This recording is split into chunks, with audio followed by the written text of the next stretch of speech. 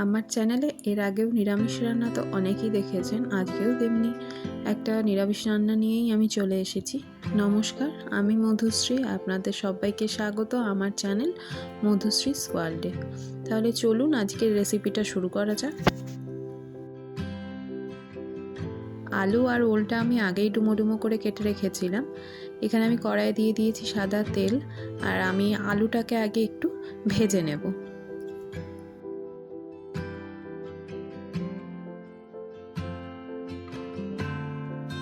আলুটা এদিকে ভাজা হতে হতে আমি এদিকে মশলাটা রেডি করে নেব। এখানে আমি মিক্সিং জারে নিয়ে নিয়েছি বড় সাইজের একটা টমেটো, অল্প একটু আদা আর 4টে কাঁচা লঙ্কা। মশলাটা রেডি করতে করতে এদিকে আলুটা ভাজাও হয়ে গেছে। এবার আলুটা ভাজা হয়ে গেছে, আমি আলুটা তুলে নেব।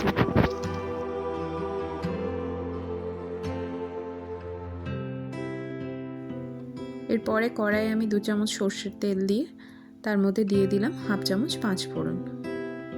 পাঁচফোড়নটাকে কিছুটা নাড়িয়ে নিয়ে তারপরে আমি কেটে রাখা ওলগুলো দিয়ে দেব।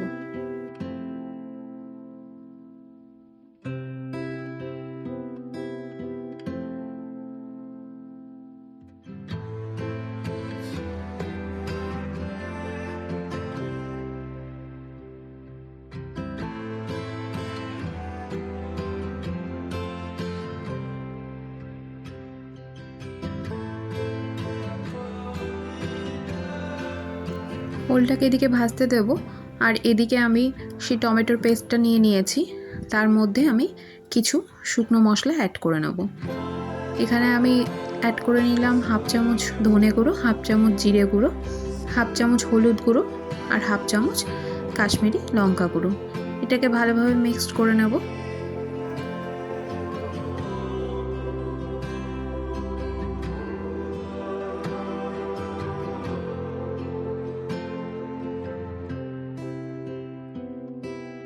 ওলটা দিকে ভালোভাবে ভাজা হয়ে গেছে। এরপরে আমি দিয়ে দেব মশলাটা, আর দিয়ে ওলের সাথে খুব ভালোভাবে মশলাটাকে মিশিয়ে নেব।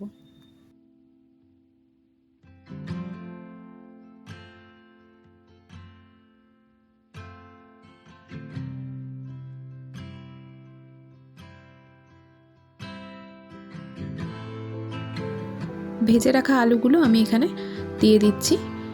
আলুগুলোর সাথেও মশলাটা খুব ভালোভাবে মিশিয়ে নেব।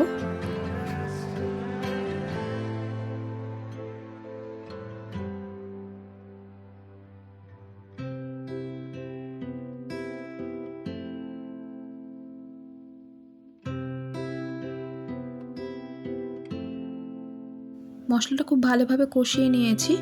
এরপর আমি দিয়ে দিচ্ছি 1 চামচ লবণ আর 1 চামচ চিনি। চিনিটা আমি টেস্টের ব্যালেন্সের জন্যই দিই। আমি প্রত্যেকটা ভিডিওতেই বলি, আপনারা চাইলে এটাকে স্কিপ করতে পারেন।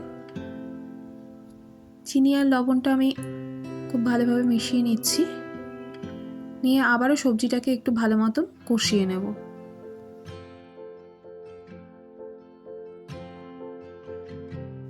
সবজি থেকে তেলটা ছাড়তে শুরু করে দিয়েছে। আবারও আমি একটু সবজিটা নাড়িয়ে নেব, তারপরে দিয়ে দেব জল। এখানে আমি ঠান্ডা জল ইউজ করছি, আপনারা চাইলে জলটা গরম করে ইউজ করতে পারেন।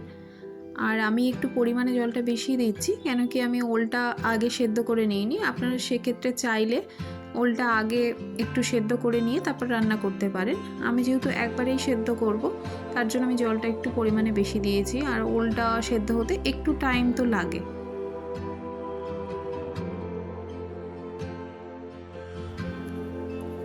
জলটা এখানে খুব ভালোভাবে ফুটতে শুরু করে দিয়েছে।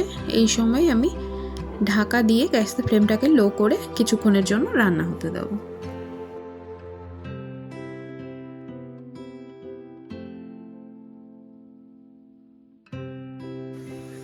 দশ মিনিট পরে আমি ঢাকাটা তুলে নিয়েছি। এখানে ওলটাও খুব সুন্দরভাবে সেদ্ধ হয়ে গেছে। এরপরে আমি দিয়ে দেবো এখানে একটু গরম মশলা গুঁড়ো। তারপরে ওলের সাথে খুব ভালোভাবে গরম মশলা গুঁড়োটা মিশিয়ে আমি ঢাকা দিয়ে কিছুক্ষণ রেখে দেবো ফ্লেমটাকে বন্ধ করে।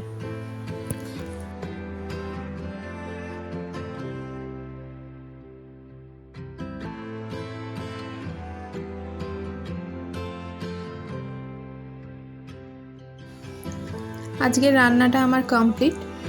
আজকের এই নিরামিষ মেনুটা আপনাদের কেমন লাগলো অবশ্যই জানাবেন। যদি ভালো লেগে থাকে একটা লাইক করবেন, একটা কমেন্ট করবেন, একটা শেয়ার করবেন।